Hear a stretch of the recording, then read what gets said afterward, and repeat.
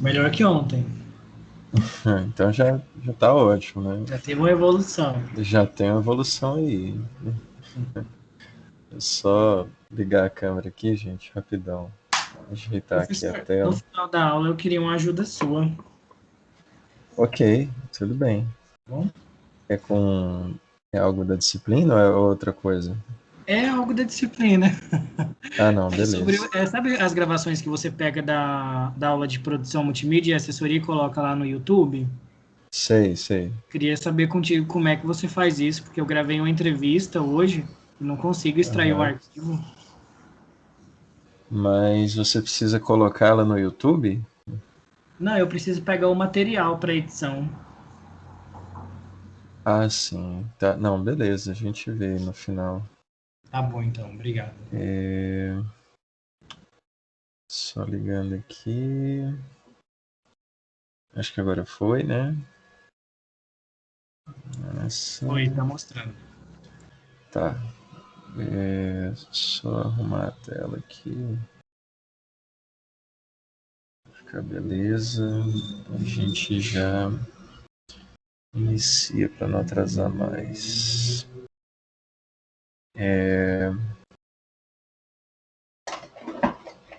Certo, beleza. Então, boa noite, de novo.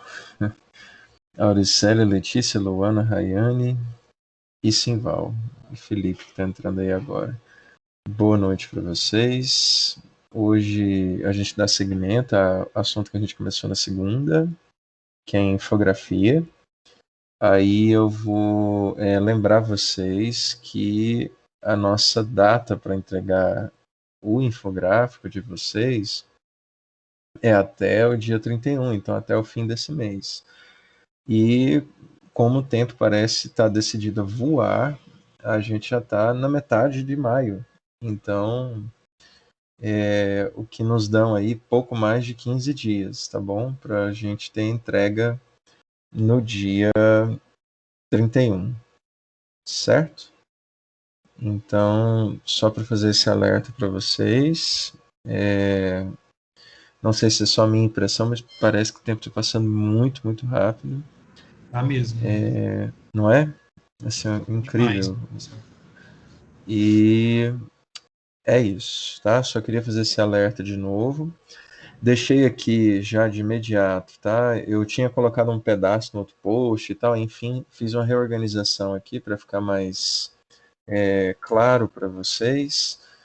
E deixei tudo num post só, tá? Dicas e orientações para a produção dos infográficos. Então, a parte de dados, como buscar os dados, como tratar, não é? Algumas dicas aqui de edição.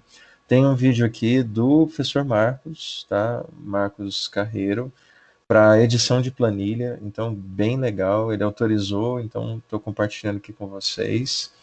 Depois a parte específica de infográficos, né, alguns programas que eu indicaria para vocês usarem, e algumas ferramentas aqui para trabalhar com mapas, né, para quem quiser, é uma visualização, né, que você pode utilizar para produzir um infográfico. Então deixei aqui também as ferramentas, tá? Na aula de produção, que a gente vai começar já na segunda, né, eu talvez tire um tempinho para mostrar para vocês como montar um mapa, tá? Mas aí vai depender das pautas de vocês, né? É legal que vocês pensem em alguma coisa para na segunda a gente conversar e aí eu ver se faz sentido ou não, tá bom? Mostrar para vocês. O pessoal que fez o web já pegou isso, né? Essa indicação de como montar um mapa. É isso, tá bom? Então tá aqui. E na sala da disciplina, lá no Moodle, tá também na data da aula de hoje, né? Aqui, né? 10 a 15 de maio tá aqui. Instruções, orientações, dicas e orientações para a produção dos infográficos. Beleza? Então, só para reforçar isso com vocês. Nos links de hoje, se der tempo, eu coloquei umas coisas aqui bem legais, que são os vencedores do Malofiege, é um prêmio que acontece todo ano, que é como se fosse o Oscar do infográfico no jornalismo. certo? Chama Malufiege. E aqui eu reuni alguns, tá? São várias categorias diferentes, vários vencedores, vários premiados. Escolhi aqui 3, tá? Que fizeram trabalhos muito legais, que inclusive vão muito além de infográfico, assim, né? O do Globo Esporte, talvez, esses 2 aqui são mais simples, né? Agora esse aqui vai muito além de infográfico. Se der tempo a gente mostra, tá? Mas tem um aqui que é do Globo Esporte, do Brasil, tá? Uma infografia que venceu esse prêmio na edição passada, certo? Então vamos voltando aqui para a nossa questão. Boa noite para quem entrou aí depois. Saudações para vocês. Agora sim, voltando aqui para os nossos slides para a gente retomar da aula passada. Eu acho que eu parei aqui, não foi? Mostrei aqui para vocês, né, a classificação de formatos clássicos de alguns gráficos, a gente tratou os exemplos, e aí eu parei aqui, né? Estava falando das dicas gerais de composição. Foi aí mesmo. Massa, então beleza. Ah, desculpe, eu não vi se eu coloquei para gravar aqui. Coloquei. Tô neurótico com isso ultimamente. Olha só. Repassando, né? As dicas que a gente começou a tratar na aula passada.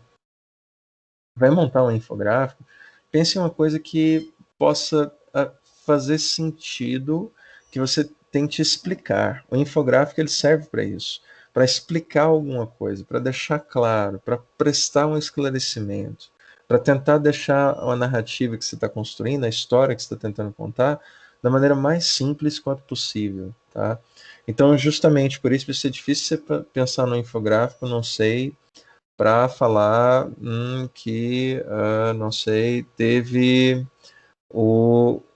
Aí o exemplo é péssimo porque aquilo nem é notícia, né? Mas a mulher lá que deixou um menino no terreno baldio, né? Um recém-nascido. Ah, vou fazer um infográfico sobre isso. Difícil, né? Porque você não tem, assim, não tem uma narrativa complexa, não tem muitos elementos no meio, não tem dados envolvidos, não tem fontes diferentes. É uma narrativa que, inclusive, não é nem questão de jornal, né? É uma questão de polícia, né? Não tem nada a ver com a gente, né? Mas, enfim, infelizmente, cobre-se nesse tipo de coisa. E então outra coisa que é importante, você pensar aqui em termos formais na quantidade de texto que você vai colocar lá dentro. Então pensar apenas na quantidade necessária, tá? Não é você fazer a matéria e depois pegar o texto da matéria e tentar espremer dentro do infográfico. Não funciona, tá? É colocar apenas a quantidade necessária de texto, tudo bem? Mas não deixar também, né, na base de tópicos vazios que não dizem muita coisa, porque senão não é nem um infográfico, né? Já que o infográfico ele tenta fazer uma explicação. Então tem um ponto de equilíbrio aí, tá? Pensar nos fluxos de leitura, como é que seu leitor vai ler o infográfico que você produziu, né? Ele começa em que ponto? Claro que a ideia com o infográfico é tentar deixar isso mais ou menos livre, mas você pode pelo menos projetar por quais caminhos possíveis que ele pode tomar para fazer essa leitura, certo? Tentar usar exemplos, né, ou fazer comparações próximas da realidade das pessoas, aquilo que a gente comentou na aula passada. Vai falar de uma área muito extensa, meça isso, não sei, em campos de futebol, isso equivale a quanto, não é? Ou quantas piscinas olímpicas, se a gente for falar de volume, né? Ou não sei, quantas caixas d'água que dá, não é, em termos de volume, enfim, tudo bem? Sempre tentar pegar objetos, coisas no cotidiano, não é? Ah, aconteceu, não sei, a prefeitura vai recapear tantos quilômetros de asfalto em Goiânia. Eu não tenho muita noção de quanto é 260 quilômetros, né? Mas se eu disser para as pessoas que a prefeitura vai recapear o equivalente à distância entre Goiânia e Caldas Novas, agora fica bastante claro, né? Porque eu consigo dizer, né? A pessoa tem uma noção mínima, tanto espacial quanto de tempo, né? Que ela levaria para percorrer esse espaço. Então, sempre tentar construir metáforas, tá? Metáforas, analogias, fazer comparações, tá bom? Para deixar as pessoas, deixar a coisa mais clara quanto possível para as pessoas. Sempre referenciar as fontes, tá? Isso é indispensável em qualquer tipo de material jornalístico, e infográfico é um deles, tudo bem? E aí tem alguns erros, né, que são comuns, que eu já comentei aqui durante a aula passada, mas para reforçar alguns, que são muito frequentes, assim, a gente vê bastante os próprios jornais cometendo, e que o Nexo reuniu em uma publicação que eles fizeram, que eu deixei o link para vocês, tá? Inclusive, essas imagens são de lá, dessa publicação. Então, usar gráficos de comparação para mostrar detalhes, né? Então, é aquilo que a gente disse na aula passada. O gráfico de pizza, ele é interessante só quando você quer destacar que, não sei, o computador, ele tem, né, uma um nível de uso, né, que é muito maior do que o do tablet ou da televisão. Mas se as pessoas podem escolher mais de uma opção, não é? Ah, como que você usa a internet? Não, por onde você assiste, por onde você lê notícias, né? Por onde você capta informação, assim, notícias jornalísticas. Aí as pessoas vão responder: televisão, tablet, computador e celular, por exemplo, tá? Se você coloca essa visualização em um formato de pizza, as contas não vão fechar, porque a pessoa pode responder mais de uma coisa, né? Então, eu leio notícia no celular, no computador e na TV. Ou então, não, eu não leio notícia em computador, porque eu não confio em nada disso, em rede social, eu assisto só na TV. Mas a pessoa pode escolher mais de uma opção. Então, obviamente, se você somar tudo aqui, não vai dar 100%. Então, não faz sentido você usar a visualização de pizza, por exemplo, tá? O ideal é que você escolha um gráfico de barras, né, para colocar, fazer essa comparação, né, mostrar a diferença entre cada um dos elementos que você está tentando comparar. Desconsiderar as sazonalidades. O que é isso? Se no ano que vem, não é? Se Deus, Oxalá, Thor, Alá, não sei, escolham o Deus aí que vocês quiserem. Se alguma entidade divina e as pessoas que estão aqui, né, para tomar as decisões concretas, nos permitirem, a gente vai estar melhor com a situação da pandemia no ano que vem. E aí você que vai estar escrevendo uma matéria lá sobre desemprego, por exemplo, vai no site do IBGE e aí você vai, né, pegar um gráfico lá da variação do desemprego nos últimos 10 anos no Brasil. Aí vai ter lá uma curva que em algum momento vai mostrar que o desemprego teve um pico no ano de 2020, que foi quando a pandemia apertou bastante, não é? Muita gente fechou de uma vez, muita gente foi mandada embora, etc. E aí, como é que eu leio isso? Eu vou dizer que, né, eu coloco, né, um gráfico que vai olhar para os últimos 3 anos.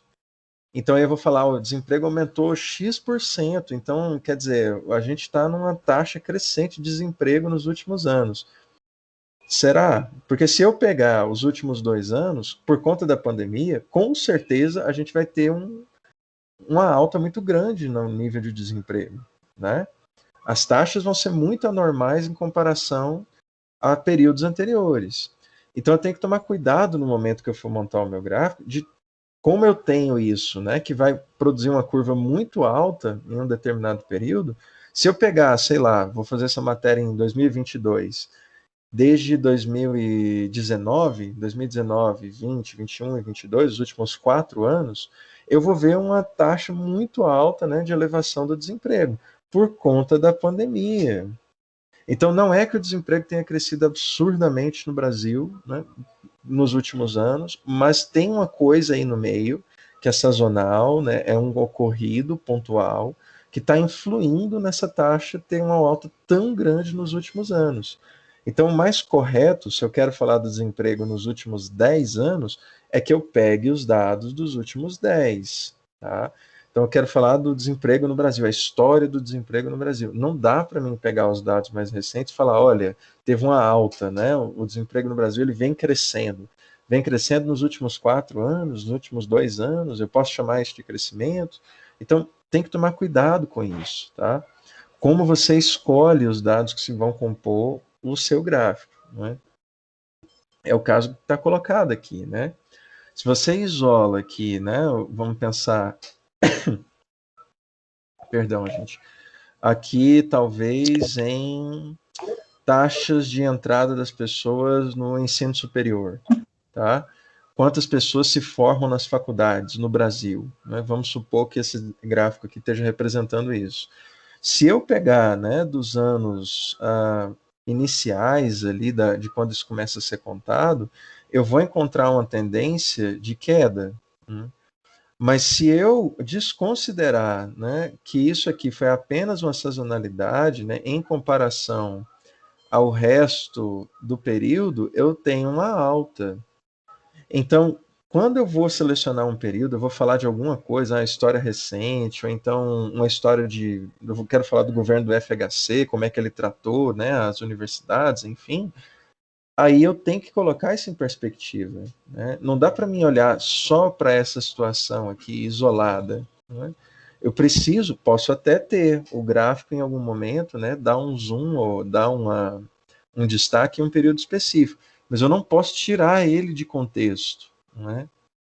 Um infográfico continua sendo um material jornalístico e justamente por isso a gente precisa manter as informações em contexto.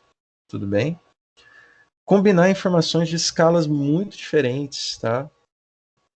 Então, se a gente pensar, né, por exemplo, na elevação da temperatura no globo terrestre, tá? No efeito estufa, né? A emergência climática, enfim, esse problema, né, causado pela poluição, pela ação humana, sobretudo. Se você olhar no período de 1880 a 2000 e fizer uma escala, né, da elevação de temperatura de 0 a 30 graus Celsius, a medida que você vai ter, a que você vai encontrar, é essa linha aqui, que tem um aumento muito discreto. Tá vendo? Se eu passar uma régua aqui, ó, eu tenho a diferença desse ponto aqui para esse daqui. Então o aumento foi isso daqui só, né? Dessa altura. Então foi muito pequenininho, né?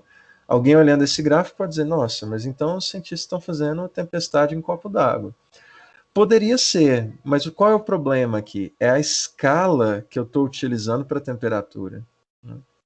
A temperatura da Terra inteira, né, de todo o globo terrestre, ela não costuma variar bruscamente, medida, tá? Enquanto o globo terrestre inteiro, ela não costuma variar muito mais do que meio grau, né? Ou do que 0,2 graus a cada 100 anos, tá? Então a gente está falando aqui a cada 200, 300 anos. Então a gente está falando aqui de um intervalo que é equivalente a isso, mas que tem um aumento muito maior do que 0,5 graus.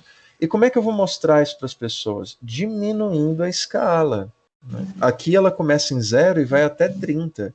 Então, para mim mostrar uma variação de 0,2 aqui, 0,5, 1,5, 2 graus, as pessoas não vão ver, né? Porque daqui para cá, ó, do 10 para o 20, tem 10 graus aqui. E a diferença que eu quero mostrar é de só 0,2. Então, o que é que você faz? Diminui a escala. Coloca aqui uma variação de, sei lá, de 12 a 16 graus, né? Que é só 4 graus. Então, se tiver uma variação, né, de 1 grau, de 0,2, 0,5, eu vou conseguir mostrar isso no gráfico, né?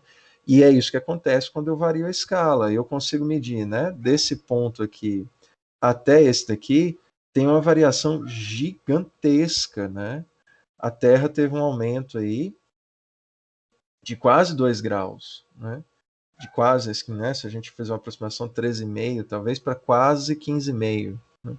E isso é muita coisa. Se o padrão é 0,5, a gente teve quase 2, é quase 4 vezes mais do que o normal. Então tem algo errado, né? Tem alguma coisa acontecendo, enfim, né? Mas como é que eu mostro isso para as pessoas? Tomando esse cuidado, né? Qual é a escala que eu vou escolher para exibir as coisas? Tudo bem? É Professor, montar o infográfico. Oi, pode falar. Pode me interromper, gente, a qualquer esse momento. gráfico aí dessa escala inadequada também tá, assim, de uma forma muito, muito difícil para o leitor conseguir entender o que está mostrando, porque tem dois riscos aí vermelho e tem outros riscos na horizontal. Tipo assim, não dá para entender muito, sabe? Não faz muito sentido. Você fala, porque não está falando nada disso, da questão da ambiental e tudo mais, do efeito Eu falo, estufa. ele mostra os graus, 10, 20, 30 graus, mas não, tipo, a informação não foi tratada corretamente, não tem uma indicação que é o tempo, que é o calor que está subindo. Ah, Você sim, pois é, fica na sim. cara do leitor e se vira, interpreta do jeito que você quiser. Sim, tem isso também. Mas aqui, o que ele está mostrando, eu recortei isso aqui da matéria, né? Ele vai Aham, selecionar um monte de exemplos genéricos, sem dizer exatamente qual é a pauta, entendeu?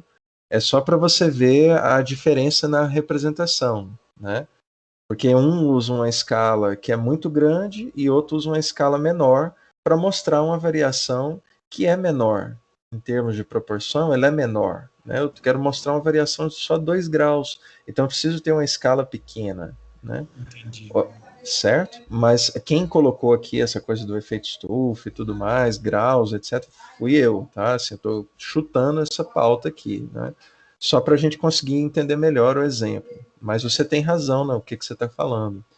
Quer dizer, se isso aqui, né, fosse, aí sim, se eu tivesse um título, né, falando que tem uma variação, etc. e tal, explicando isso, né, que 0,5 já é muito, e a gente está tendo quase 2, etc. Então isso era importante, né, que constasse aqui. E talvez alguma representação pictórica, né, isso que você falou, talvez colocar um termômetro, né, alguma coisa assim, para as pessoas entenderem, né, que a gente está falando de maneira muito rápida, né, que a gente está falando disso, né, esse é o assunto, a elevação da temperatura no globo terrestre.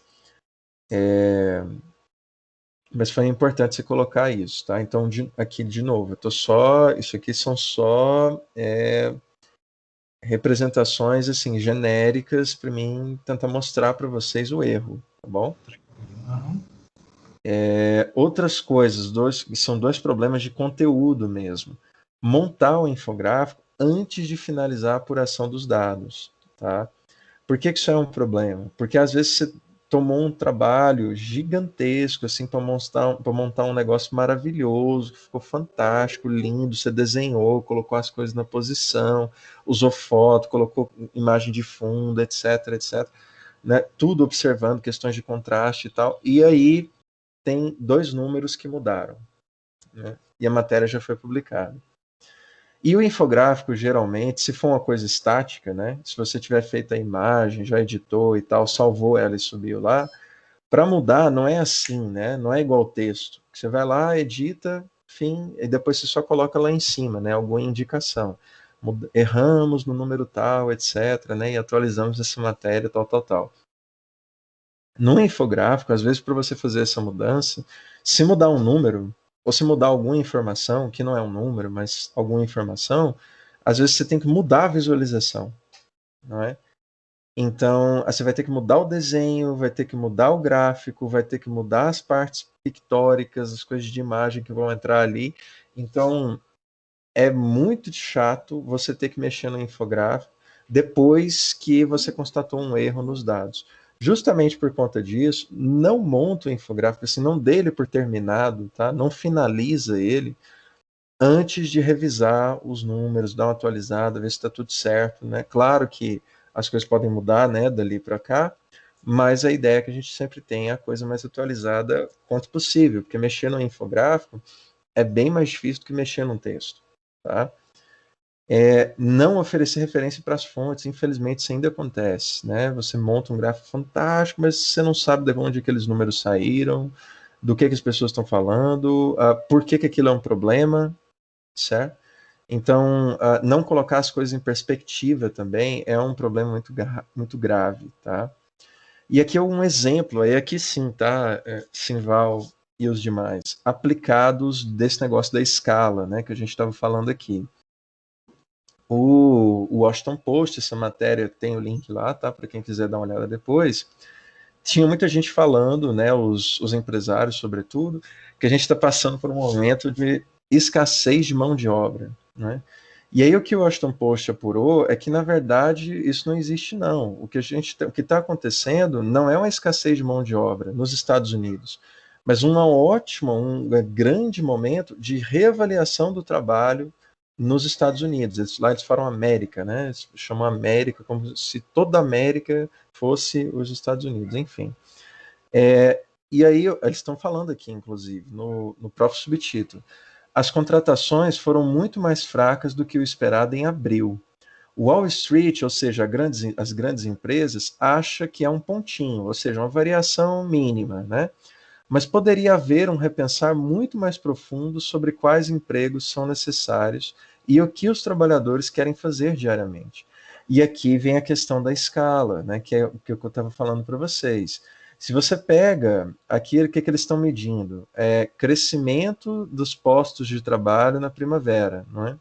Então, aqui são os postos de trabalho pagos que não são do campo, então, provavelmente urbanos, ajustados de maneira a pensar a temporada, tá bom?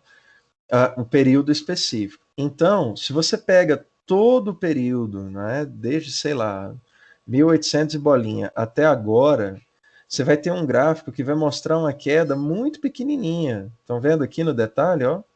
Que é o que o Washington Post está tentando mostrar aqui. E é isso aqui que o Wall Street está dizendo. Né? As empresas estão falando, não, a gente teve uma queda muito pequena em termos de abertura de postos de trabalho. Se você pegar a série histórica, né, em empresas, tá, de todos os Estados Unidos, né, a gente teve uma queda muito pequenininha. De fato, se você olhar para toda a história, você tem uma queda muito pequenininha, né, em comparação a, não sei, 1930, onde você tinha uma queda que era muito maior, né, olhando para esse gráfico aqui, que é toda a história. Só que quando você pega esse detalhe e amplia ele, tá, olhando para o nosso momento, o que você vê é uma curva gigantesca aqui, ó, de queda nos postos de trabalho.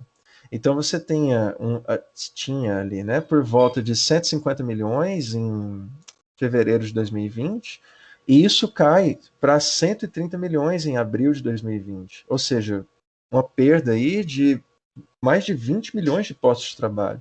Isso é muita coisa, não é?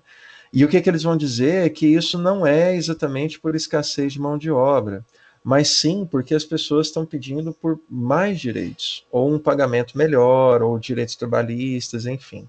E aí não estão aceitando serem empregadas dentro dos postos que estão abrindo, certo? Então, na verdade, não é um problema com a força de trabalho, mas com as pessoas que estão oferecendo os postos de trabalho, segundo a matéria do Washington Post. Mas como é que você chega nessa conclusão? Fazendo essa leitura, né? No caso aqui foi o inverso, eles não criaram um infográfico, né? Eles olharam um gráfico que mostrava isso, essa variação, né, dos postos de trabalho, e se você pega a escala, né, de centenas de anos de história dos Estados Unidos, toda a história dos Estados Unidos, você vai ver uma variação muito pequena, né, que é o que eles colocam aqui no detalhe. Mas quando você olha isso na comparação de um ano para o outro, janeiro de 2019 para abril de 2021, você tem uma queda gigantesca, não é? E isso é que vai permitir que você crie uma matéria em cima disso. Então, olhando dados, né, ler dados dá pauta também.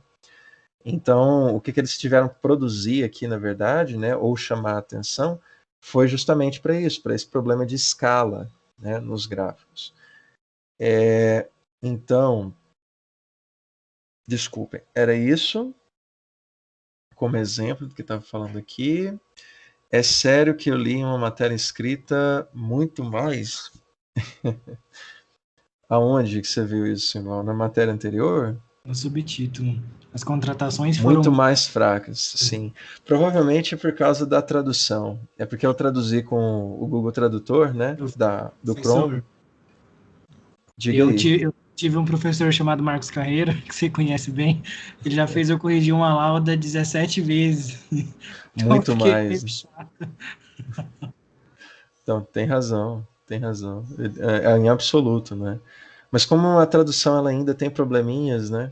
Quando passa de uma língua para outra, e geralmente aparece às vezes. Por isso que não dá para confiar, mas é uma maneira da gente tentar facilitar a leitura, né? Sobretudo para quem não domina o inglês por completo. Então, algumas dicas de design gráfico, tá? Para os infográficos que vocês vão produzir.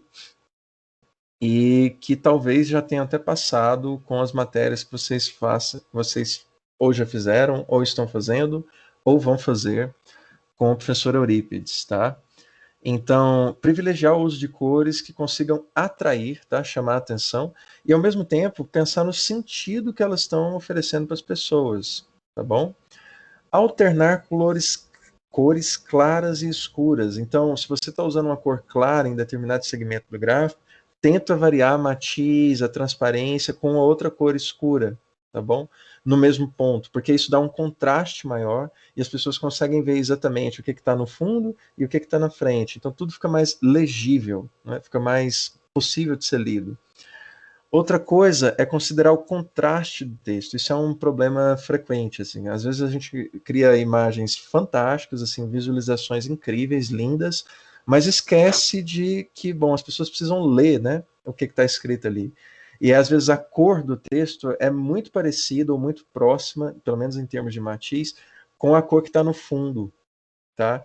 E aí fica difícil de ler, porque você não enxerga direito o que está colocado ali, né? E aí você prejudicou o principal do seu infográfico, que é a parte info, né? Que é a parte de dar uma informação. Dispor os elementos que tratam do mesmo assunto de uma maneira próxima. Então, se eu vou falar da questão do desemprego, né? Eu faço como o Washington Post fez aqui, faço um gráfico grandão, né, para falar da diminuição dos postos de trabalho. Mais abaixo eu tenho um outro gráfico para falar da diminuição do aumento da taxa de desemprego. E aí faço isso comparando estado por estado, tudo bem? Como é que eu vou... Espera aí, gente, começou um barulho aqui. Eu vou ter que...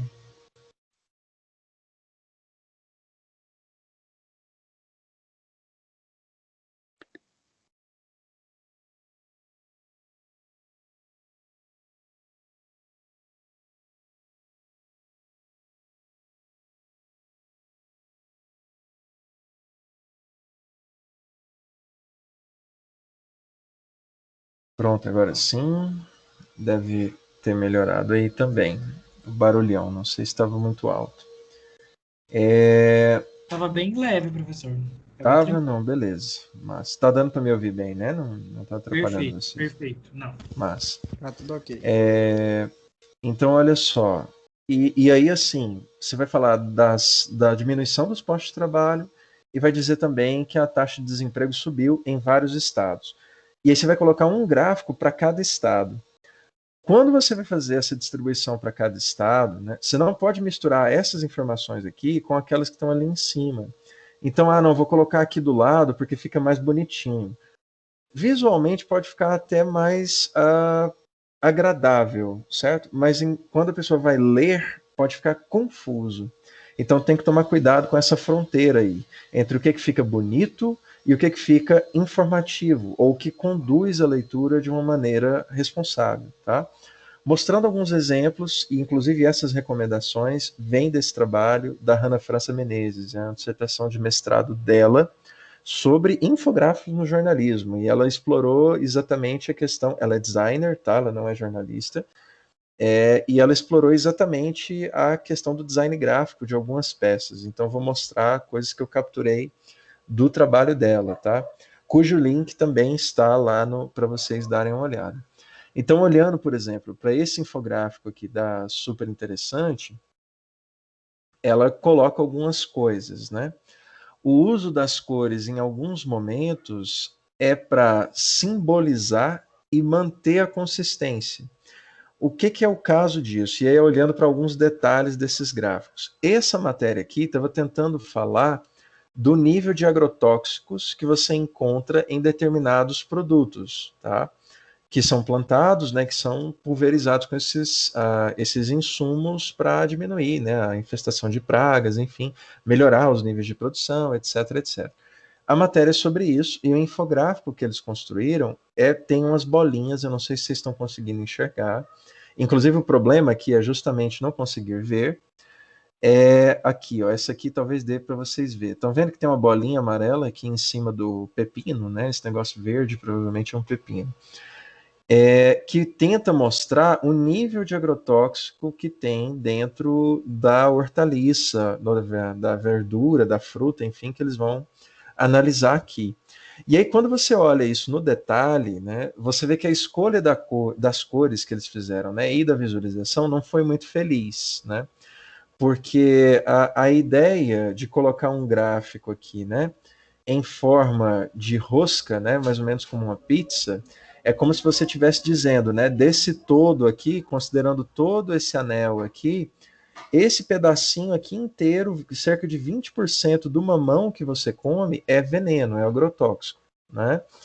Legal, essa parte ela está elogiando, falando que faz sentido, porque como a gente viu anteriormente, a visualização em pizza, né, ou rosca, que é uma variação da pizza, que esse formato redondinho, ele ajuda você a fazer essa relação entre o negócio que você está querendo mostrar e o todo, né? Esse pedacinho que você está querendo destacar e o todo.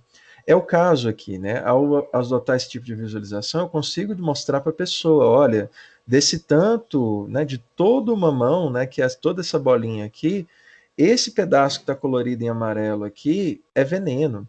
Então, visualmente, você já consegue ver, né? Que, meu Deus, é muita coisa. Se você olha para o pimentão, né, dá cerca aí de 90%. Então, quase toda a bolinha está preenchida, né? Só que qual é o problema? Tá difícil de ver, né? Não sei se vocês estão conseguindo, inclusive, ver aqui. No tomate aqui talvez fique mais visível. Estou vendo aqui uma auréola, um arco aqui. Nos outros fica mais difícil de ver, porque a escolha das cores que a pessoa fez para montar o infográfico não foi muito feliz, né? Inclusive o tom das cores que ela escolheu.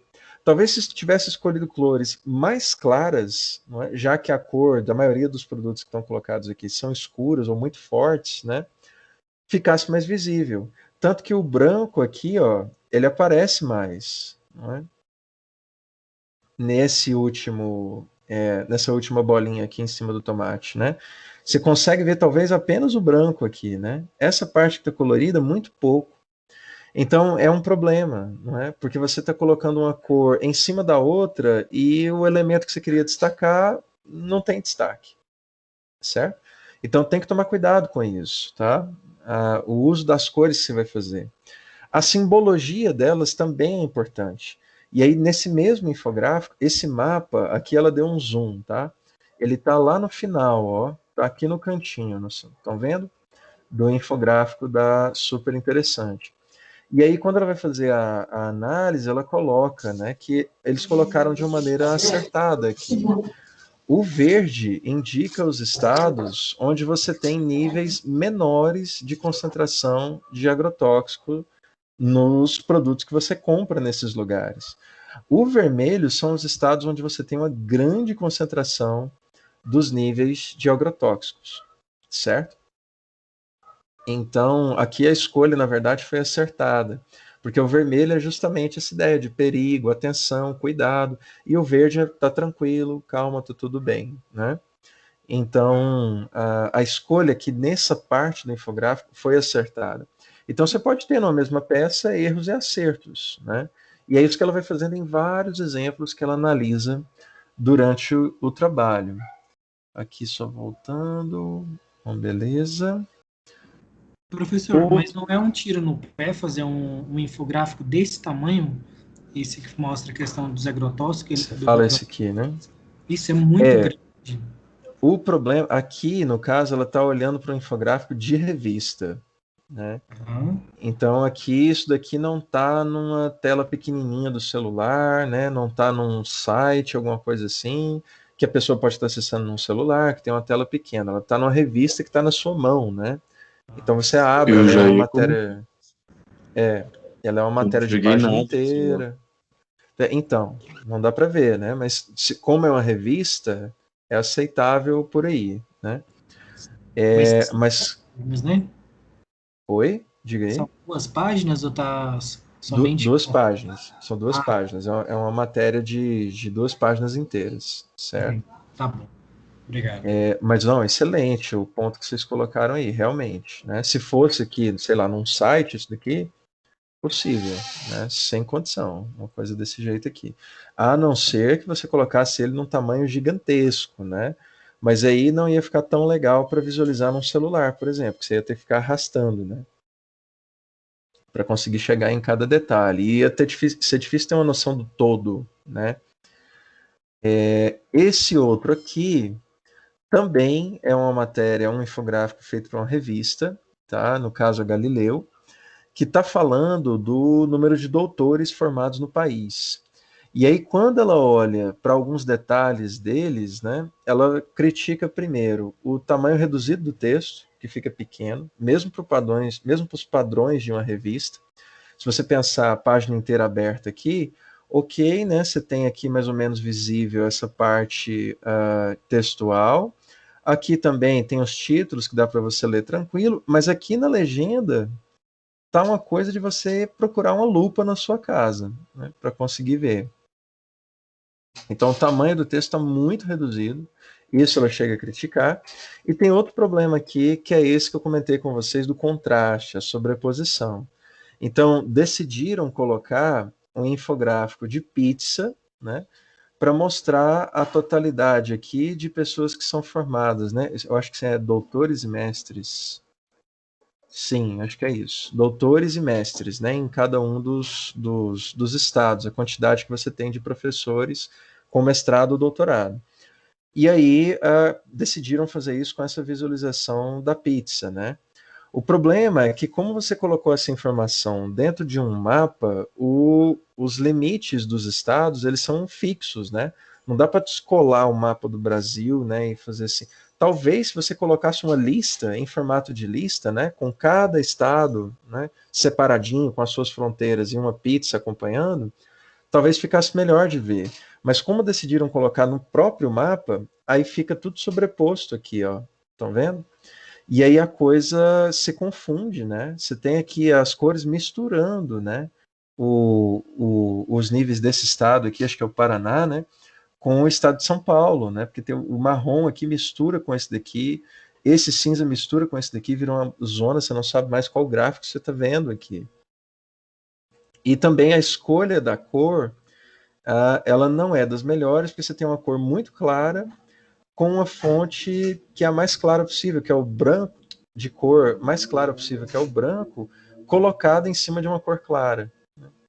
Então, fica difícil de ver também, não tem muita legibilidade aqui, tá?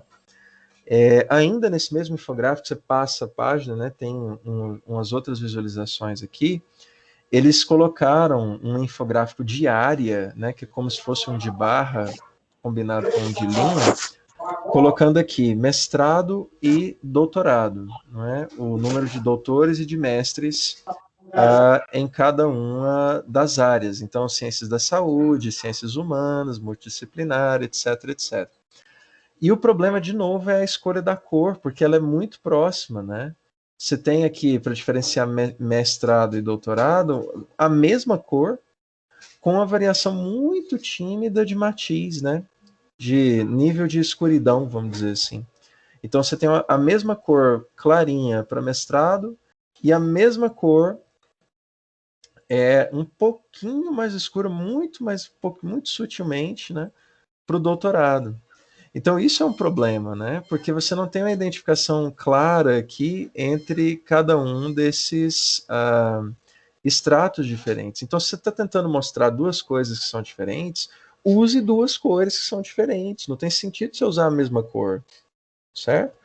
Se for coisas muito próximas, não é? Ah, não, eu quero mostrar proximidade. Vamos supor que a gente tivesse aqui, além de mestrado e doutorado, um número de professores que têm apenas graduação, tá? Então seria uma outra coisa aqui que está em vermelho, tá? Então não sei, né? Talvez fizesse algum sentido você manter as coisas em cores próximas, porque você está falando das pessoas que têm pós-graduação e das pessoas que têm apenas a graduação. Então são um conjunto de coisas, né? Isso aqui é uma coisa, isso aqui é outra coisa. Então você usa cores absolutamente diferentes. Só que como aqui a diferenciação é entre mestrado e doutorado, você precisava usar uma cor absolutamente diferente para cada uma das coisas, não é? para deixar clara aí a diferença entre as duas, né? Já que a intenção é justamente essa, né?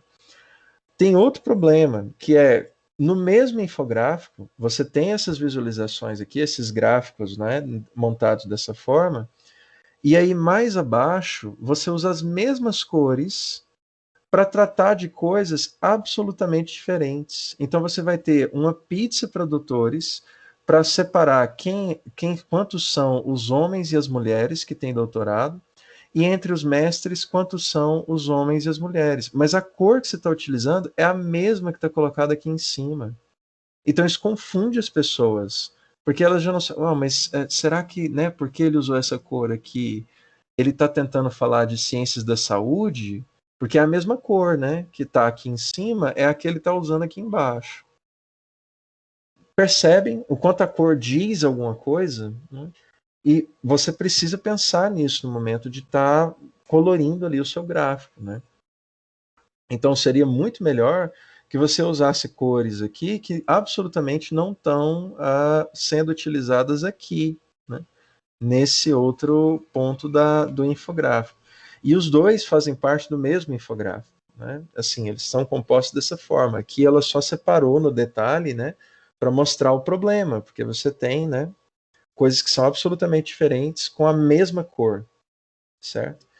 Então, prestar atenção nisso. E, claro, a gente não precisa ficar dependendo só de cor, com esse tipo de visualização simples, né? Perdão. Aqui, um pouco para sair da caixinha, né, para mostrar para vocês outras opções que a gente tem, é, por exemplo, criar visualizações como essa, que vem de um perfil chamado Get Wasted, do Instagram. Direto eles fazem algumas visualizações interessantes, e aqui eles estão falando, né, o que causa o desmatamento nas florestas tropicais, né? E aqui é um gráfico, que ao invés de usar barras, né, que poderiam ser coloridas, né, com cores aleatórias aqui, como a gente viu nos infográficos anteriores, eles colocaram o próprio recurso que que é responsável, né, por X números, X% das taxas de desmatamento em florestas tropicais. Então, aqui no caso, né, carne de vaca, né, o beef. Nossa, escrever no mouse, gente, é uma proeza. É pra gente assim que nasceu, acho que só pintores conseguem escrever no mouse. Então, a carne aqui, né, talvez o maior vilão, você tem aí mais de 40%, né, dos níveis de desmatamento em florestas tropicais são atribuídas à produção de carne, não é? Então, principalmente para pecuária, né? Aqui, sementes oleosas, então aqui tem palmeiras, soja e coisas do tipo, 18%. Como é que você representa isso? Com barras genéricas coloridas? Não, com o próprio recurso. Né? No caso aqui, ao invés de colocar carne, né, sangrando, a pessoa decidiu colocar um hambúrguer, né, que é onde você vai consumir essa carne. Aqui, né, a folhinha de um desses vegetais que são responsáveis por esse nível de desmatamento. Madeira e papel. É uma pilha de papel e você tem aqui o número responsável. Grãos, você tem o próprio grão e aqui a taxa responsável de desmatamento. Vegetais, frutas e nozes. Você tem aqui um abacate para representar todo esse grupo. E por que exatamente ela escolheu o abacate? Né? Aí é uma informação que vai vir na legenda.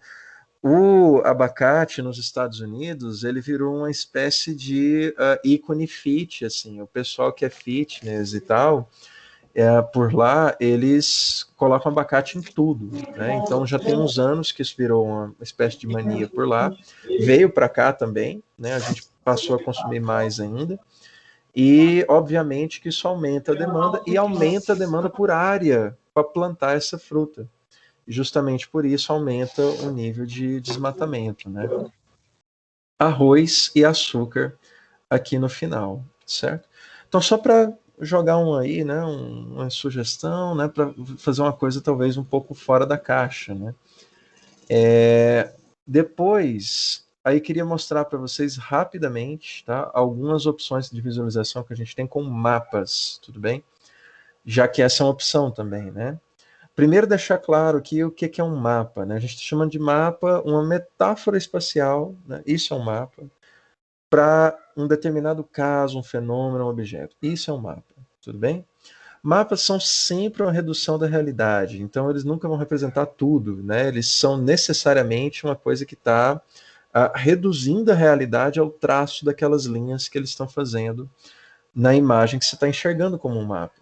Ele sempre escolhe alguns aspectos para representar e deixar outros de fora, né? Então, se eu vou fazer um mapa da distribuição dos doutores e mestres no Brasil, eu vou escolher um mapa que vai colocar apenas as fronteiras dos estados, porque é isso que eu estou tentando mostrar para as pessoas, né? Os limites de cada um e a distribuição dos professores dentro desses lugares, não é?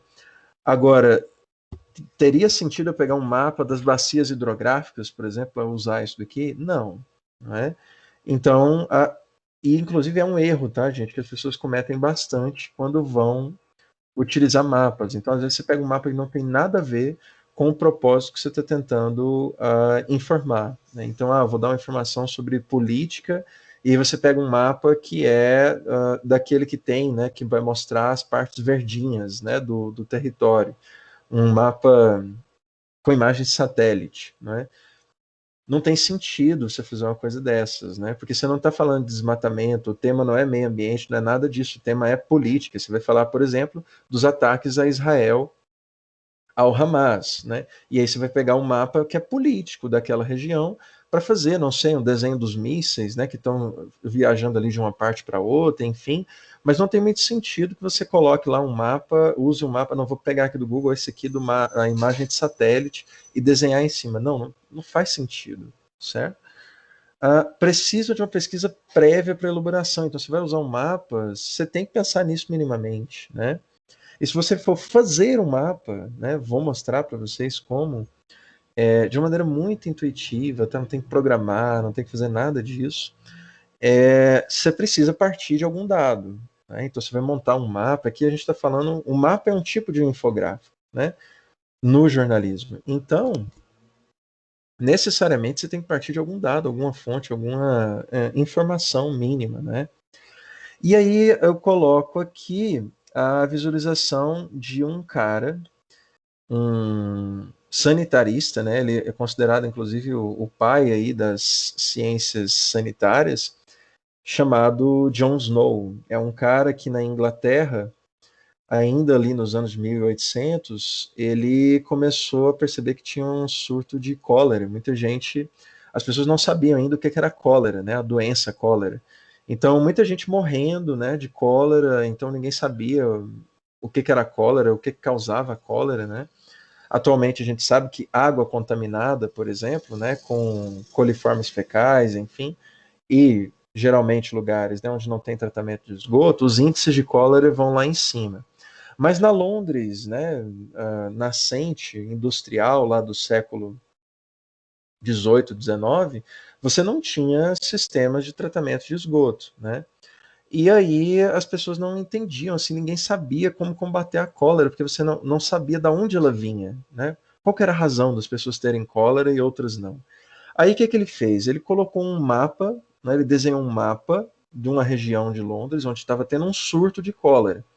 E aí ele falou, vou colocar um pauzinho, certo? Um tracinho em cima da casa onde, ou do estabelecimento, o lote, enfim, onde teve mortos por cólera, né? Aí cada tracinho é uma pessoa que morreu naquele lugar, né? Que morava ali ou frequentava aquele lugar e morreu de cólera, né? Então, o que vocês estão vendo aqui é um mapa que ele elaborou lá atrás, há mais de 200, 300 anos.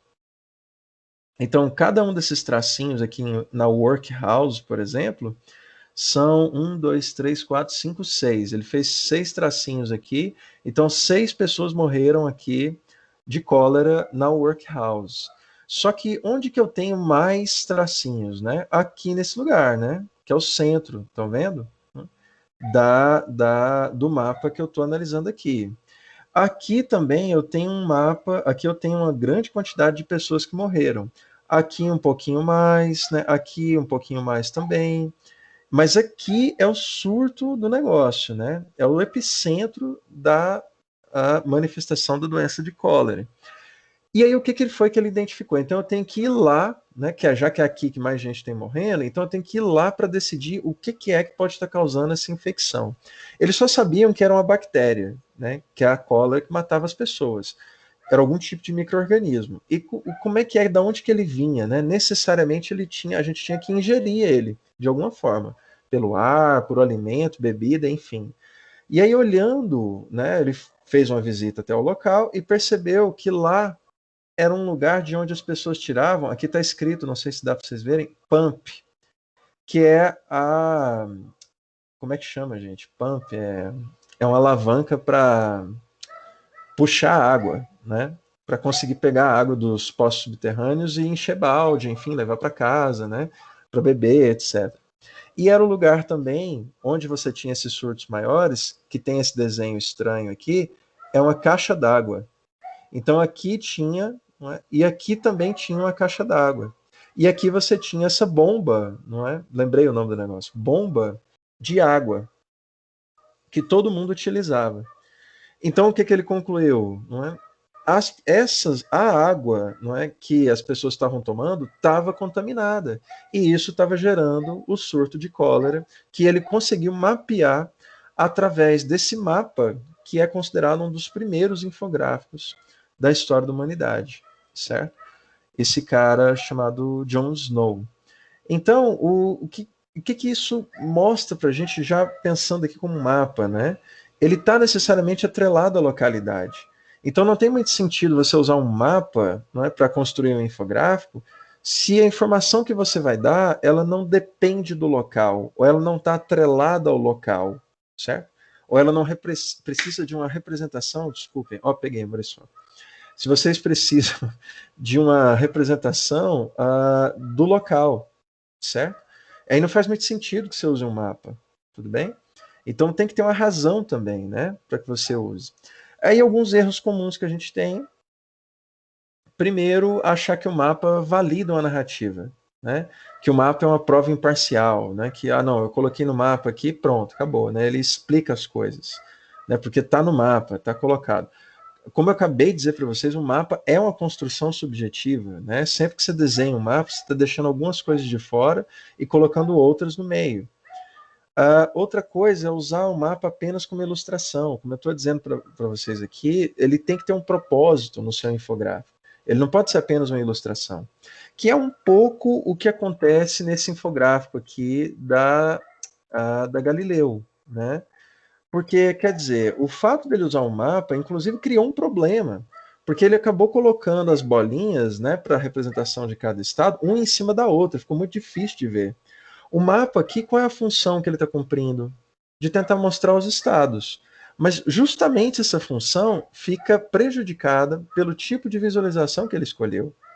Então talvez fosse melhor ele colocar, como eu estava dizendo para vocês, escolher talvez os 10 maiores, não é? Ou até colocar para cada estado uma bolinha para cada um deles, como ele fez aqui, e colocar o nome embaixo. Não precisa do mapa aqui. Ele não está cumprindo um propósito interessante. Pelo contrário, ele está atrapalhando a visualização. Certo? Então é importante pensar nisso também, tá? Vou falar da distribuição por estados, então vou usar um mapa. Calma, né? Vai ficar legal você usar um mapa? Vai ter sentido? Né? Ele vai agregar um nível de informação para o seu infográfico, né? E isso ainda acontece, infelizmente. Né? Eles são vistos como uma espécie de um gráfico genérico, né, e útil para que você pode usar em qualquer situação. Então, vou falar do número de casos de coronavírus no Brasil. Aí eu coloco um gráfico de linha e no fundo eu coloco o mapa do Brasil. Para quê? O que o mapa do Brasil está fazendo lá? Não, é para mostrar que os casos são no Brasil. Certo, mas você tem uma linha mostrando a variação dos casos. Então, para que você precisa do mapa? Não tem sentido, certo? Então, pensar nisso, tá? E, claro, de novo, o mapa é um infográfico, quando a gente usa ele aqui nesse contexto específico. Então, você não pode terminar de montar, desculpem, antes de finalizar a apuração dos dados, tá bom? Aqui alguns exemplos de visualizações que fizeram esse trabalho, né? esse aqui, da onde que ele é? Eu acho que é do Washington Post também, que fizeram um mapeamento dos grupos de ódio, né? Gente que se reúne aí na internet para falar mal ou coordenar ações contra minorias étnicas, religiosas, sociais, enfim. Minorias não, grupos específicos, né? Minorias, esse nome não faz muito sentido. Nos Estados Unidos. E aí, por que usar um mapa para fazer isso? Porque se você faz um rastreamento dos grupos, né? Você entra nas páginas de Facebook, onde é que eles estão, etc. Você consegue o número de pessoas, né, que os grupos, o próprio Facebook vai te dar, mas aqui eles foram além, eles pensaram de onde são as pessoas que fazem parte desses grupos, não é? Ou onde esses grupos, né, assim, o sujeito que toma a frente dele, o que coordena, onde é que ele reside dentro dos Estados Unidos, para a gente conseguir mapear isso. Aqui o mapa faz sentido, porque a informação que eles estão tentando dar é local, não é? É de tentar dizer que, olha, nesses lugares onde está mais escuro, eu tenho grupos que têm uma atuação mais forte, não é? Então, aqui, né, o número de grupos per capita, por pessoa. Então, para os números, para as regiões que estão com a cor mais clara, eu tenho um número menor. Para as regiões que estão com a cor mais escura, eu tenho um número muito mais alto. Então, embora você tenha, né, se eu fosse apenas pelo número, né, um número de grupos de ódio muito maior nesse estado aqui, por exemplo, o problema é que o meu negócio é vermelho, né, vai ficar difícil vocês enxergarem. Se eu tenho um número muito maior de grupos nesse estado aqui, ou olhando de uma maneira mais ampla, né, eu tenho um grupo de números de grupo de ódio muito maior na costa leste do país, eles têm uma atuação mais forte nos estados do norte, né, mesmo que seja um número de grupos menor. Mas como é que eu chego nessa informação? Mapeando elas, certo? Tentando colocar em perspectiva espacial, né? Essa informação que eu consegui rastrear. A mesma coisa que o caso dessa matéria não, a pesquisa no caso, do Volt Data Lab, falando dos desertos de notícia no Brasil, né? Deserto de notícia é o lugar que não tem ali, ele está dizendo, né? Que não tem nenhum veículo jornalístico. De um total de 5.500 cidades, né, que tem no Brasil, 62%. Então, mais da metade, né? Esse monitoramento aqui, esse dado, eu acho que é de 2019. Né? Então, eles estão sempre atualizando. Esse mapa, eles chamam de Atlas da Notícia. Né? Esse levantamento que eles fizeram aqui. Então, é muita coisa. Mais da metade, né? Das cidades no Brasil não tem um veículo jornalístico para produzir notícias locais. Isso é muita coisa, mais da metade, né? Em 2019. E aí, como é que você dá uma noção disso para as pessoas, né?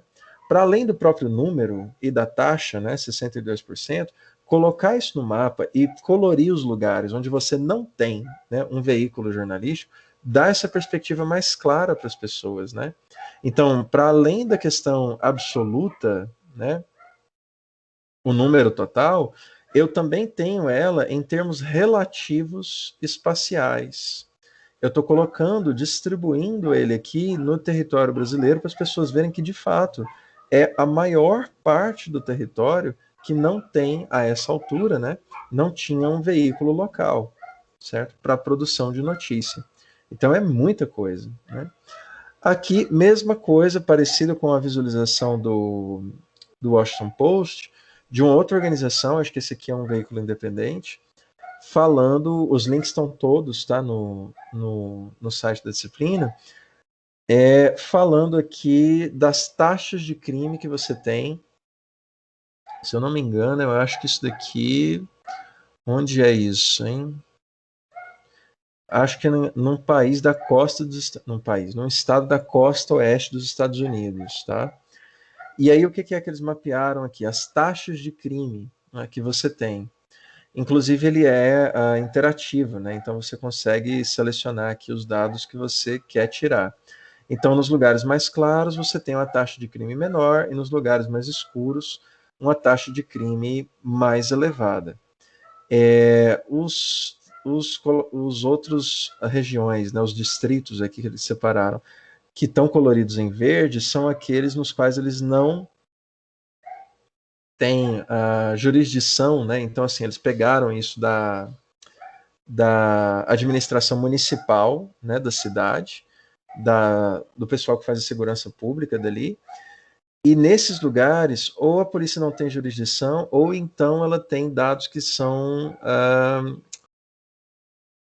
não é defasados, como é que a gente pode dizer? Que não são dignos de crença, precisam ser verificados, certo? E os outros que estão colocados aqui em cinza são aqueles que têm dados incompletos, né? O que vocês vão ver que são boa parte, né, dos distritos que estão colocados aqui. Então, algumas diretrizes, tá, para o uso de mapas. Primeiro, procurar por opções de exploração ou investigação espacial da pauta. Pensar se o que você está pensando convoca você pensar em termos espaciais, né? A sua pauta ela tem alguma relação com o território, né? Ou não tinha, mas agora você pensou em algo relacionado ao território, em colocar isso num mapa, ou pensar nisso em termos de território, né? Fazer pesquisa e realizar entrevista para montar uma base, para montar o seu mapa, né? Antes de montar o mapa. Porque, de novo, se você tem dados defasados, você vai ter um mapa defasado, né? Esse mapa, se todos os outros distritos, né, que estão coloridos ali, sem ser de cinza ou de verde, eles tivessem dados incompletos, eles não teria sentido eles produzirem um mapa, não é? Porque você não tem, você vai gerar uma visualização que não diz nada, que não informa nada. Eles podem ter dados, por exemplo, do número absoluto de crimes, não é? Então, teve, não sei, 50 roubos e 2 assassinatos no Jardim da Luz, em Goiânia. Tudo bem? Já estou batendo na madeira, porque eu acho que não é por aí, tomara que não seja. Mas vamos supor que você tem apenas o dado absoluto. Isso dá uma matéria? Rende, se você tiver dados, né, para todos os bairros, né? Mas colhidos em momentos diferentes, por exemplo, né? Então, o dado do Jardim da Luz, ele vai até 2018, porque o pessoal, a delegacia que estava responsável por aquele distrito, ela levantou só até ali, tudo bem? Mas os dados de outros 3 bairros, eles vão de 2015 a 2019. Então, fica difícil você montar um único mapa, né? Colocar todas essas informações lá, com dados que são de séries históricas diferentes, são de períodos diferentes, que estão incompletos e precisam ser checados, certo? E, claro, planejar o conteúdo, né? Os tipos de informações que vão entrar, o que você vai colocar no mapa exatamente. Pensar, né, quando você estiver montando o mapa, e aqui serve o infográfico também, as perguntas do lead, né? O que é que você está respondendo com o mapa ali? O que é que ele está dizendo para a pessoa? O que ele está informando? Já que sendo infográfico, ele tem essa missão de dizer alguma coisa, tá? Ele não é ilustrativo, né? Um infográfico, como a gente disse lá atrás, não é uma ilustração, né? É algo que carrega uma informação, está dizendo alguma coisa para as pessoas, independente do texto, tudo bem? E, claro, né, complementar essa informação espacial com alguma apuração adicional. Por isso que eu acho muito difícil vocês fazerem o infográfico e não escreverem, assim, pelo menos um parágrafo de texto, né? Para pelo menos explicar, né? Colocar em contexto aquilo ali, né? Para além do texto que porventura possa ter no infográfico. E aí coisas mais gerais, pensando nos infográficos como um todo, fazer pesquisa e realizar entrevistas, né, para montar uma base de dados. Com os dados, aí você vai pensar, já com os dados em mãos, aí você vai pensar que tipo de coisa que você pode montar. Não sei, eu tenho uma série histórica aqui do caso, não sei, envolvendo como é que chama aquele menino, gente? Danilo. Ficou muito tempo aí nos jornais, lembram? Sim. Foi o padrasto que matou, não foi ele, etc. E tal. Vou fazer um infográfico aí da linha do tempo, né? Eu tenho todos os dados, eu tenho os números, desculpem, as decisões da justiça, eu tenho tudo, né? Agora, com tudo isso em mão, o que é que eu posso fazer se eu for pensar no infográfico? Uma linha do tempo, não é? Porque faria sentido eu montar um mapa disso? Não, né? Eu só consigo pensar na visualização depois que eu tenho os dados, depois que eu fiz o levantamento das coisas, tá? E agora que eu tenho tudo, fica legal eu montar uma linha do tempo, né? Porque eu posso colocar os fatos, montando, colocando fotos, etc. Né? Ou então, não, vou fazer uma coisa que é uma comparação, vou fazer um infográfico de explicação, vou fazer um para descrever um processo. Né? Então, vou tentar explicar para as pessoas como é que é esse samba do crioulo doido aí da vacina. Afinal de contas, o governo federal pediu ou tentou comprar a vacina antes ou não? Não é? Cada hora você vê um tipo de declaração, cada hora tem um tipo de desculpa, cada hora tem um tipo de justificativa. Então, fazendo uma pesquisa sobre isso, eu cheguei a esses fatos aqui. E agora eu consigo mostrar para as pessoas quais os processos que compunham, né, a compra da vacina. Tudo bem? Alguém abriu o microfone aí, gente. Pela voz, eu acho que é Marisaura. É sim, vou mutar você, tá? Qualquer coisa, abre o microfone aí. Planejar o conteúdo, tá bom? Então, os tipos, o formato das informações, o que você vai colocar lá dentro. E, claro, complementar essa informação visual com um contexto, uma apuração adicional, quando for necessário, tá bom? Às vezes você consegue colocar tudo isso dentro do seu infográfico, melhor, se for possível, tá bom? Mas a ideia é que você tente deixar o mais claro possível do seu leitor. Se o seu infográfico precisa de uma complementação, né, de um texto colocado acima dele ou abaixo, né, ou tem um vídeo que você precisa, né, você vai partir do vídeo para produzir um infográfico, alguma coisa nesse sentido, mais interessante, né? A gente viu, por exemplo, na CPI, o filho do nosso estimado presidente, né, que é um estimado senador, do Senado Federal, o Flávio Bolsonaro, xingando um outro senador, não é, também ilustre, chamado Renan Calheiros, xingando ele de vagabundo.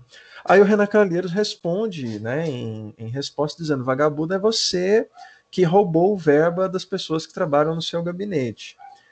Aí, assim, aí para alguém que está chegando agora, né?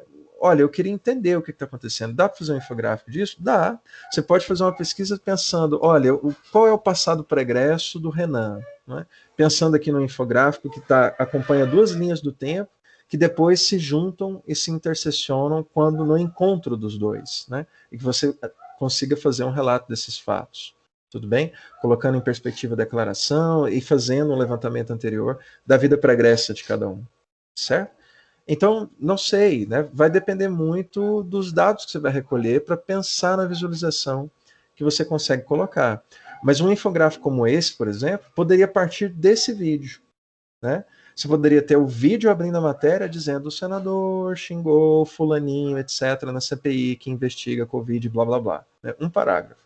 E aí tem o videozinho dele dando a declaração e logo abaixo a explicação disso, certo?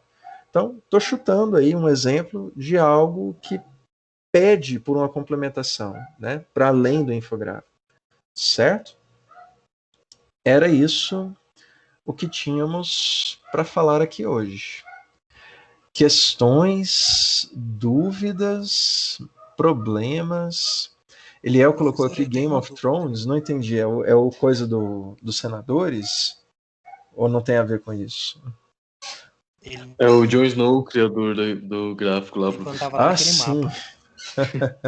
Sim. Sim. Jon Snow. Eu tive uma ideia quando eu vi aí um bloquinho de açúcar. Sabe aqueles gráficos informando a quantidade de açúcar em cada produto? Se eu fizesse um gráfico virado para isso, é relevante? Acho que sim, acho que pode ser. Aí eu acho assim, você teria um gráfico, né? O que a gente está tentando fazer é um infográfico. Então, o legal é que você tenha mais de um gráfico, né? Para além do gráfico, algum tipo de explicação, outros dados que você pode colocar ali no meio, né? Então, não é uma coisa, né? Acho que todos os exemplos que eu trouxe aqui para vocês, inclusive, eles não são assim um gráfico, né? Não tem lá umas tabelas, fim, acabou, é isso aí, né? Isso é um gráfico, né? Um infográfico é uma coisa que tem gráficos, geralmente, mas tem mais informações além disso, né? Coloca outras coisas em perspectiva. Então, é o caso, não sei se eu já mostrei para vocês aqui, eu gosto mais desse trabalho aqui, isso aqui era coisa para prêmio, né? De um grupo de alunas que eu tive, que fizeram um trabalho aqui sobre o sagrado feminino, né? e fizeram um infográfico no Canva. Então você tem vários gráficos que elas colocaram aqui, outros dados relativos, né, a outras informações que elas colocam em matéria de emojis, mais gráficos, mais fontes, lá abaixo, né? Aqui era outra coisa, tá? A proposta aqui, elas tinham construído uma GRM, uma grande reportagem multimídia. Então você tem um outro infográfico, né, com mais outras informações colocadas, mais dados, né, outros dados numéricos, né, representados por emojis, figurinhas, ilustrações, enfim. Mas você também tem gráficos, certo? Então eu acho que poderia ser parte, né, de uma matéria, né, que seria um infográfico mais robusto sobre isso, né? Mas com certeza, eu acho que é uma pauta muito interessante, né? Que a gente precisa voltar a ela o tempo todo. Antes de você falar, não sei se eu respondi, Eliel, mas Simval queria falar também. Professor, a minha dúvida é a seguinte: como é que eu começo o meu infográfico? O que vem primeiro? Qual que é o lead de um infográfico? Onde está o lead? Primeira coisa é uma pauta, né? A primeira coisa é você ter o que parece que o Eliel tem aí, um desenho de uma pauta, né? Com base nela, você vai tentar reunir informações, fazer apuração. Você não começa, é diferente da matéria que você vai construir o texto, né? Que às vezes você já começa a rascunhar o texto, né? Você fala com alguém, você já fala com a fonte, não, vou fazer o parágrafo dele aqui, que tem a declaração dele, aí depois você fala com outra pessoa, você vai encaixando, né? Montando as pecinhas. Um infográfico você pode fazer assim também. Mas a ideia é que para montar alguma coisa, né, que vai ser publicada como uma peça única, montada, final, que tem que ter uma coerência muito clara, né, você vai fazendo isso de uma maneira a olhar os pontos da pauta que você recolheu. Então, se você vai fazer, né, como o Eliel, vou pegar o exemplo dele, tá? Quantidade de açúcar nos alimentos, né? É a sua pauta, né? Então, você pode tratar isso sobre quais perspectivas? Posso colocar um gráfico, né? E aí, né, pensando ideias aqui, jogando, né? Posso colocar um gráfico com a quantidade de alimentos, como o Eliel está pensando em fazer aqui, e aí a representação disso seria com os próprios alimentos, né? Com as porcentagens de cada um, etc. Pode, ok. Mas para além disso, aí pronto, está respondida a sua pauta? Né? Não, para além disso eu preciso falar com alguém. Então é uma matéria jornalística como qualquer outra. Você precisa consultar uma fonte, provavelmente um nutricionista, que vai te dar mais dados, mais informações que você pode transformar em algo visualmente agradável para colocar no teu gráfico. Tá? É por isso que eu recomendo que vocês tentem fazer uma matéria normal, como se fosse um texto, e pegando as informações que vocês estão recolhendo para transformar em algo interessante no infográfico, né? E colocando ele nele, tá? E alimentando, transformando o que é apenas texto, ou dado puro, ou número que vocês encontraram, em uma visualização interessante, agradável, né? Que seja informativa, certo? Por isso o percurso que eu mencionei aqui. Né? Primeiro, levantar informação, dado, fazer entrevista, tudo isso daí. Né? Depois se decide exatamente como é que você vai colocar isso lá. Né? Claro que a ideia é que você abra um rascunho no Canva, enfim, o programa que você quiser aí, e vai editando. Né? Mas tomar uma decisão final quanto à visualização, né, tem que ser com os dados, as informações em mãos. Tudo bem? Uhum. Não sei se eu respondi, Simval. Muito bem, professor, obrigado. Alguém abriu o microfone também e ia falando aí, pode dizer. Não? Sou eu, professor. Deixa eu te Fala perguntar. aí. Então a gente tem que ter uma fonte oficial nossa, ou assim, necessariamente a gente tem que ter uma fonte nossa, tipo, a gente busca, tipo, entrou em contato com a pessoa e etc. Algo do tipo ou não? Você diz fazer uma entrevista? Sim, sim, sim. Ah, não, aí depende da sua pauta, né? Eu acho. Quer dizer, se for necessário, você fala com alguém, né? Ok. Eu acho que é mais interessante, né? Pelo menos inicialmente, que vocês busquem dados que já estão por aí, né? Só que, eventualmente, e com certeza, vocês vão esbarrar em alguma coisa que está faltando, ou que pede uma complementação, ou que fica dúvida, não é?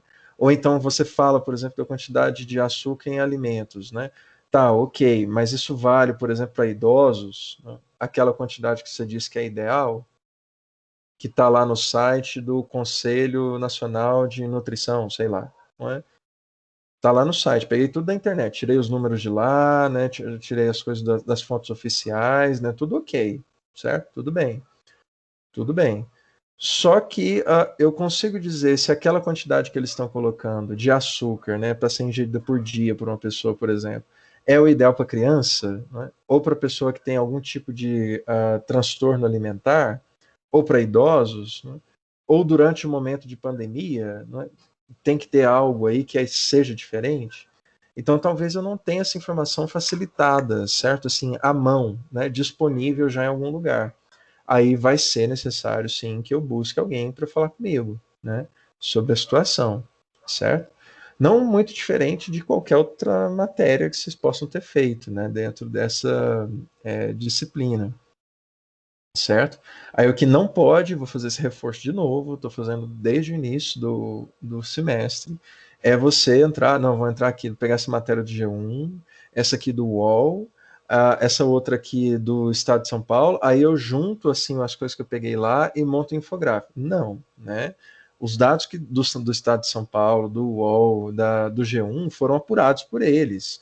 O que você pode fazer é, lendo a matéria do G1, você chega, vamos supor, vou ficar ainda com a sua pauta, tá? Da coisa do açúcar. Lendo a matéria do G1, que trata justamente disso, tem lá, em algum momento ele diz, só no ano passado foram produzidas tantas toneladas de açúcar no estado de Goiás, né? Segundo a Secretaria de Agricultura e Abastecimento do estado. Pronto, né? Você pode botar fogo na matéria do G1 e acessar o site da Secretaria de Agropecuária e Desenvolvimento do Estado de Goiás. Porque é lá que vai ter os dados. Vai ter aquele que está na matéria e muitos outros. Tudo bem? Então, a orientação sempre vão às fontes oficiais, tá bom? Copiar trabalho de coleguinha, né? Porque eles são colegas de vocês, são jornalistas, né? Isso não pode, né? Você está se apropriando do trabalho dos outros, tudo bem? Então, só tomar esse cuidado, ok? Professor, eu procurei em todos os lugares do mundo, assim, essa fonte que aparece aqui nessa matéria do UOL, procurei em todo lugar, revirei o site e tal, mandei e-mail, liguei, não consegui. Posso referenciar o UOL? Pode, né? Fazer o quê? Mas, bom, né? O negócio é a trajetória da tentativa, tudo bem? De fazer o que é o recomendado, né? De fazer o que as pessoas vão permitir que vocês façam quando vocês estiverem dentro da redação, né? Então, isso é importantíssimo, tá? Laura falando... Ah, não, sim. Ok, gente? Tudo bem? E eu não estou falando isso para você, tá, Eliel? Só estou pegando seu exemplo, mas é para falar com a turma, tudo bem? Claro, gente.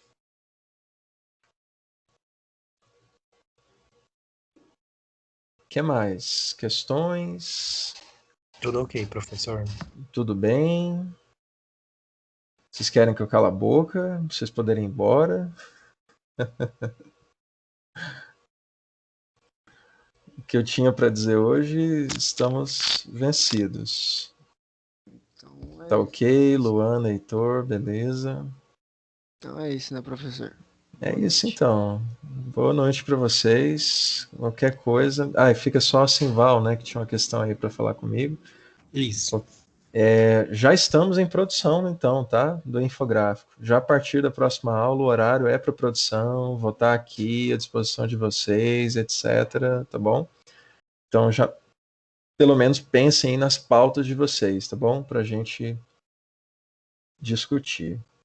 Bom final de semana para você também. Até mais, gente. Boa noite. Boa noite, professor. Obrigada pela aula. Eu que agradeço. Até mais. Valeu.